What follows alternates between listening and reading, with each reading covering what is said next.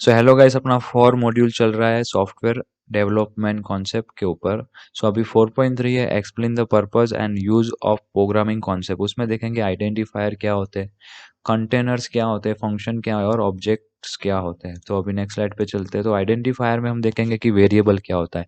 A variable is the name store in memory that can hold changing value during program execution.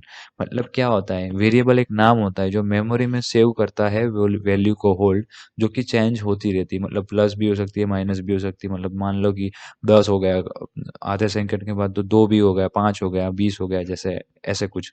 सो यहाँ पे क्या लिखा है कि a data item wall value can change during the program execution. मतलब क्या होता है कि प्रोग्राम एग्जीक्यूशन होता है तो वो डेटा डेटा डेटा की जो वैल्यू होती है, उसके जो वेरिएबल्स होते हैं, वो उसकी वैल्यू भी चेंज होती रहती है। सो यहाँ पे क्या है कि अंडरस्टैंडिंग वेरिएबल्स के बारे में थोड़ा बात करें तो यहाँ पे एक बॉक्स है, उसको मैं लेबल दे रहा हूँ एक्स। सो एक्स बॉक्स में मैं डाल रहा हूँ वैल्यू 2, और मेमोरी भी है वहाँ पे। मेमोरी में एक्स बॉक्स पड़ा है, और एक्स बॉक्स के अंदर 2 नंबर पड़ा है ना। तो 2 नंबर की वैल्यू अभी मेरे को बढ़ेगी भी और डिक्रीज भी होगी, इंक्रीज भी होगी और डिक्रीज भी होगी। अब चलते हैं नेक्स्ट स्लाइड पे। आपको अंडरस्टैंडिंग हो गया होगा इजीली, मैं आशा रखता हूँ ऐसी। सो यहाँ पे इंडिकेटर्स में दूसरा है constant. A constant is a fix value that does not change once it is set. मतलब क्या है कि आपने एक बार सेट कर दिया कांस्टेंट की वैल्यू, फिर उसके बाद चेंज नहीं हो सकती है। मतलब क्या है, a data item walls value can change during the program execution. मतलब क्या होता है कि मैं एक बॉक्स लिया जिसमें उसको कैटेगरी में डाला कांस्टेंट बॉक्स है, और उसका लेबल दे दिया वाई, और उसके अंदर 5 डाल दिया, और वो बॉक्स लॉक हो गया। सो क्या है कि वो वैल्यू अब उसकी वैल्यू चेंज नहीं होगी। मतलब वो जो अपना नंबर था वो 5 का 5 ही रहेगा वहाँ पे। बाकी वेरिएबल में क्या है, ये बॉक्सा है, उसका ये ढक्कन खुला है, तो यहाँ पे कोई भी नंबर आ भी सकता है और जा भी सकता है। सो यहाँ पे कांस्टेंट के ऊपर देखे तो कॉन्स्ट लिखा है, कीवर्ड है। इंट मतलब इंटीजर वैल्यू अपनी जो भी 5, 4, 5, 10, 20 ये जो भी हो गए, इसको डेटा टाइप इंट है। वार नेम ऑफ द स्टूडेंट्स, इसके बारे में थोड़ा बाद में बात करेंगे, इज इक्वल टू 5। सो यहाँ पे सेमी कॉलन लिखा है, मतलब ये वैल्यू अपनी। और यहाँ पे ये सिंटेक्स में सेमी कॉलन लिखना पड़ता है, जो भी अपना सिंटेक्स है उसके अकॉर्डिंग ये सारी चीजें लिखनी पड़ती है। सो यहाँ पे थोड़ा देख लेते हैं, value never change during program execution. मतलब क्या होता है, कांस्टेंट में ऐसा होता है कि वैल्यू चेंज नहीं होती है, भले वो प्रोग्राम एग्जीक्यूशन भी हो जाए। Use for fix value like P I, max limit और ईटीसी। अब इसके बारे में थोड़ा बाद में बात करेंगे। सो अभी देखते हैं कंटेनर्स के बारे में बात करते हैं। What is the meaning of containers, and उसके अंदर आता है अपना array. An array is a collection of item value store in single variable where each item has a fixed position index. An array is like a row of box where each box hold a value and has a number। मतलब क्या बोल रहा है कि यहाँ पे देखो, एक एरे क्या करता है, collection of item value store in the single variable where item has a fix position index. तो यहाँ पे देखो, एरे एलिमेंट दिया है, एरे का एलिमेंट है, और यहाँ पे एरे इंडेक्सिंग है। इंडेक्सिंग में मैं कहा, यहाँ पे देखो, मान लो कि यहाँ 1 है, यहाँ 5 है, यहाँ 6 है, यहाँ मतलब बहुत सारे नंबर है, 1, 1000, 100, लाख, करोड़, यहाँ पे ऐसे नंबर है। सो यहाँ पे एरे एरे इंडेक्सिंग कैसे होगा, तो ये एरे तो स्टार्ट करेगा यहाँ पे 0, 1, 2, 3 और 4। मतलब कंप्यूटर साइंस लैंग्वेज में या प्रोग्रामिंग में हमेशा वैल्यू काउंट होती है 0 से। सो यहाँ पे एक फंक्शन है कि एरे इंडेक्स लिखा है is equal to array element लिखा है। अब नेम्स, यहाँ पे क्या है, नेम्स करके एक एरे बनाया है, उसके अंदर एरे के अंदर मैं इंडेक्सिंग वैल्यू जैसे 0 डालूंगा तो मेरा 1 प्रिंट होगा। अब जैसे इंडेक्सिंग वैल्यू अपनी जो भी, जहाँ यहाँ पे मान लो कि मैंने 3 डाला, तो आप बताओ कमेंट में कि क्या प्रिंट होगा। यहाँ पे मैंने 2 डाला तो क्या प्रिंट होगा, ये मेरे को बताओ। Value at index 0 is 1। वैसे मेरे को वैल्यू ऑफ इंडेक्स की 2 की वैल्यू यहाँ पे चाहिए। मतलब इंडेक्स वैल्यू यहाँ पे 2 है, तो क्या प्रिंट होगा, कौन सा नंबर प्रिंट होगा। चलो अभी नेक्स्ट स्लाइड पे चलते हैं। सो नेक्स्ट स्लाइड पे जाने के बाद यहाँ पे देखो, वेक्टर्स के बारे में बात करते हैं। वेक्टर क्या होता है इन programming. A vector is a dynamic array, meaning it's a data structure that can grow और string in size as needed during run time. मतलब क्या होता है, फीचर्स के बारे में थोड़ा बहुत देख लेते हैं, उसके बारे में देख के अपने को पता चल जाएगा कि वेक्टर होता क्या है। डायनामिक साइज कैन ग्रो, मतलब क्या होता है, डायनामिक साइज होती है more powerful and flexible than array, मतलब पावरफुल ज़्यादा होता है एरे से।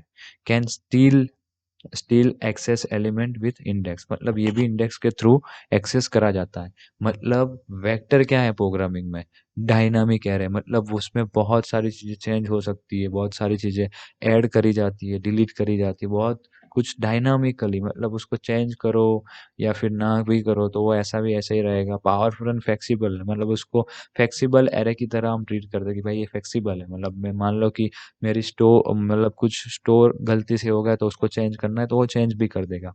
Can still access element with and indexing, मतलब हमने जो एरे में देखा कि मैंने बोला था कि two variable indexing of two number, जो मेरा इंडेक्स नंबर 2 है तो मेरा कौन सा इंटीजर प्रिंट होगा, वो मैंने पूछा था, तो वो भी देख लेना एक बार। गाइस अभी फंक्शन के बारे में हम बात करते, तो फंक्शन होता क्या है अपने प्रोग्रामिंग लैंग्वेज में। Function is a name block of code that perform a specific task. You can call the function whenever you need that task done without rewriting the code। मतलब यही होता है कि एक name block of the code बना देता है जिसमें हम डिसाइड करते हैं कि स्पेसिफिक टास्क के लिए, है ना। सो जैसे क्या होता है कि मेरे को बहुत बार एक ही चीज़ लिखनी पड़ रही है कोडिंग में, तो मैं क्या करूँगा, उसका एक फंक्शन बना के रख दूंगा और कॉल करता रहूँगा जिससे मेरा फंक्शन एग्जीक्यूट भी हो जाए और मेरे को वही कोड दोबारा ना लिखना पड़े।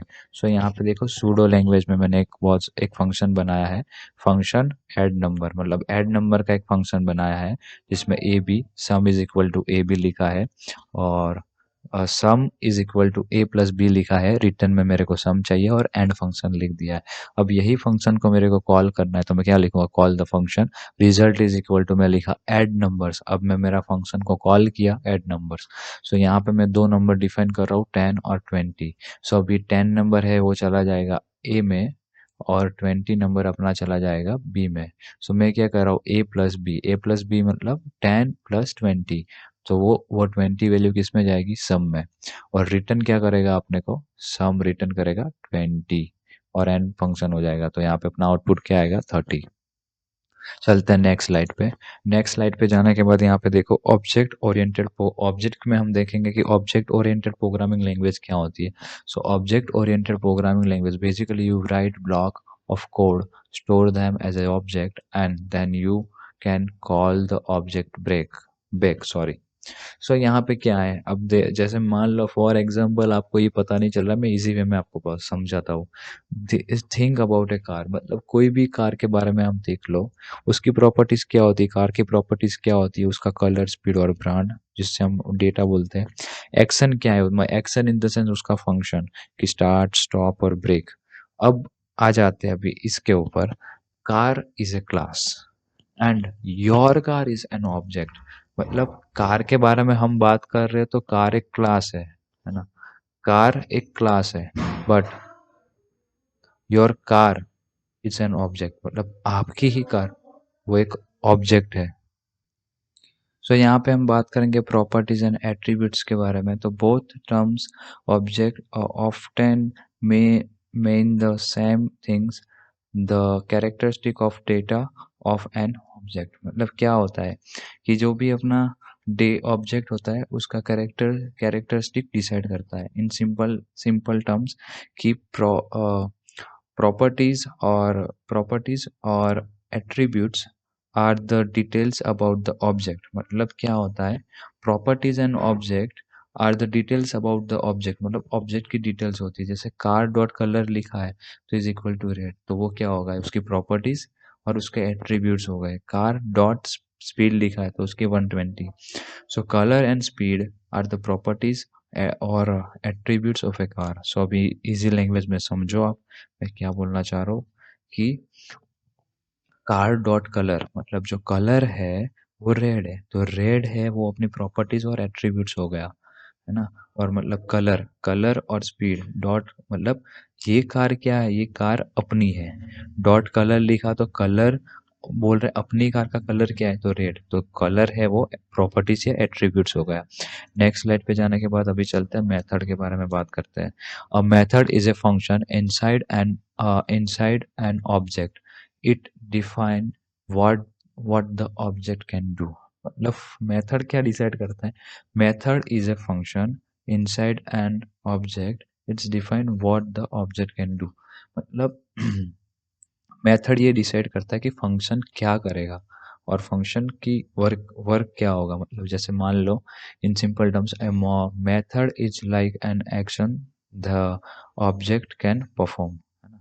सो कार डॉट स्टार्ट लिख रहा हूँ तो कार डॉट स्टार्ट लिख रहा हूँ तो स्टार्ट होगा, कार डॉट ब्रेक लिख रहा हूँ तो ब्रेक होगा, अपना कार अपनी कार ब्रेक होगी। सो यहाँ पे स्टार्ट फंक्शन या and break and are method of the car object. So ये सारी चीज़ें आप सेव क्या बोलते हैं स्टॉप करके पढ़ लेना। नेक्स्ट स्लाइड पे चलते हैं। So thank you for watching my video. आपको कोई भी चीज़ें अंडरस्टैंड नहीं हो रही है तो कोई दिक्कत नहीं है, चैट जीपीटी को जाओ, चैट जीपीटी में जाके पूछ लो, आराम से आप अंडरस्टैंड कर पाओगे। बहुत सारे और रिसोर्सेज हैं, वहाँ पे जाओ, पढ़ो, ब्लॉग देखो, वीडियोस देखो, जिससे आपका अंडरस्टैंडिंग बढ़ जाएगा। और thank you for watching my video. Tata, bye bye, take care.